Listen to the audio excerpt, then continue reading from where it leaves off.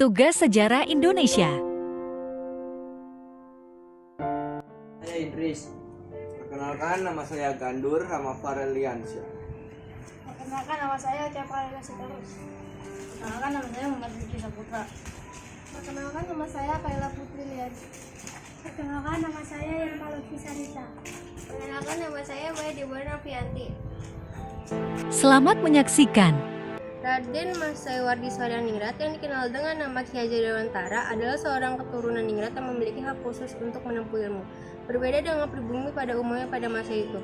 Setelah menamatkan sekolah dasarnya, ia melanjutkan pendidikannya ke Stovia, tapi beliau tidak lulus karena beliau jatuh sakit. Di Stovia, ia bertemu dengan sahabatnya yaitu Cipto Mangunkusumo. Setelah itu, ia menjadi seorang wartawan dan penulis berbagai surat kabar. Selain itu, beliau juga aktif di berbagai organisasi seperti Budi Utomo dan Iswildin. Di sini beliau bertemu dengan Dewa Wasdeker yang juga akan menjadi sahabatnya. Pada saat itu, Dewa Wasdeker, Ki Hajar Dewantara, dan Cipto Mangunkusumo mengadakan sebuah pertemuan. Saya akan membentuk sebuah partai. Saya harus turut serta dalam pembentukan partai ini. Apa tujuan dari pembentukan partai ini? Betul itu, apa Anda yang membuat sebuah partai?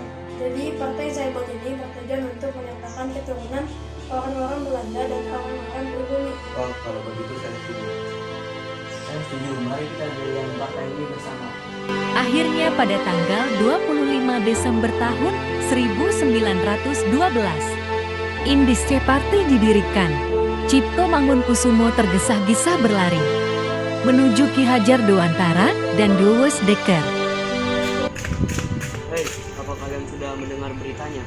Pemerintah Hindia Belanda berencana untuk mengumpulkan sumbangan dari rakyat pribumi untuk merayakan kemerdekaan Belanda atas Prancis. Tuh, bisa-bisanya mereka merayakan kemerdekaan Prancis sedangkan mereka di sini. Makanya itu, mereka sangat tidak tahu diri. Tidak bisa dibiarin. Harusnya kebijakan mereka harus dikritik. Ki Hajar Dewantara menyusun kata-kata untuk mengkritik pemerintah dan dipublikasikan ke media.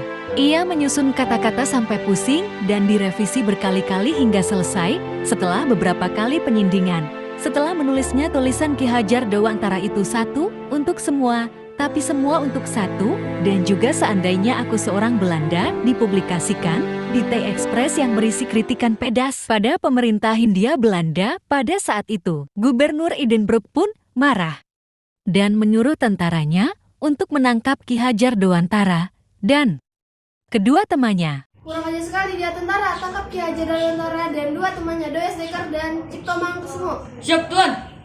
Mereka akhirnya ditangkap dan diasingkan ke Belanda pada tahun 1913. Ini, Ki Hajar bertujuan untuk meningkatkan pribumi di bidang pendidikan.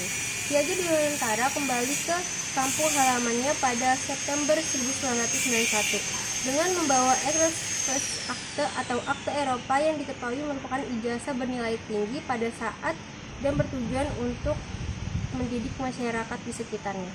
Saat berjalan-jalan, Ki Hajar Dewantara melihat ada bangunan sekolah, tidak berpikir panjang ia pun menghampiri sekolah itu.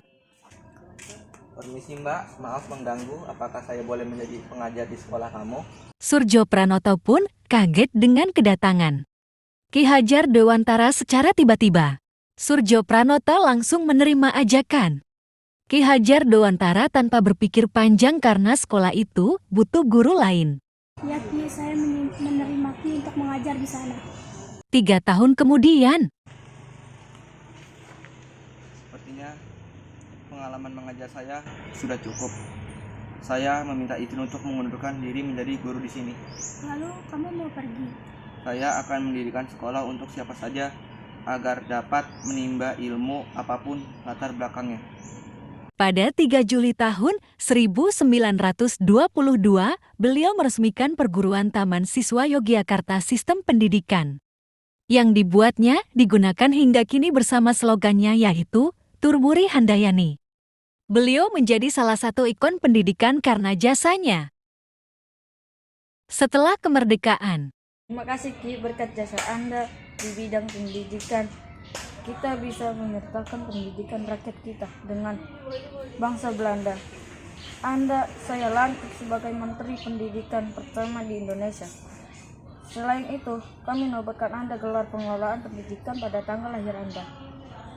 akan dirayakan sebagai Hari Pendidikan Nasional. Semenjak saat itu, tanggal 2 Mei setiap tahunnya dirayakan sebagai Hari Pendidikan Nasional untuk mengenang jasa Ki Hajar Dewantara. Dan begitulah cerita singkat tentang Ki Hajar Dewantara. Selamat dari kelompok 2. Wassalamualaikum warahmatullahi wabarakatuh.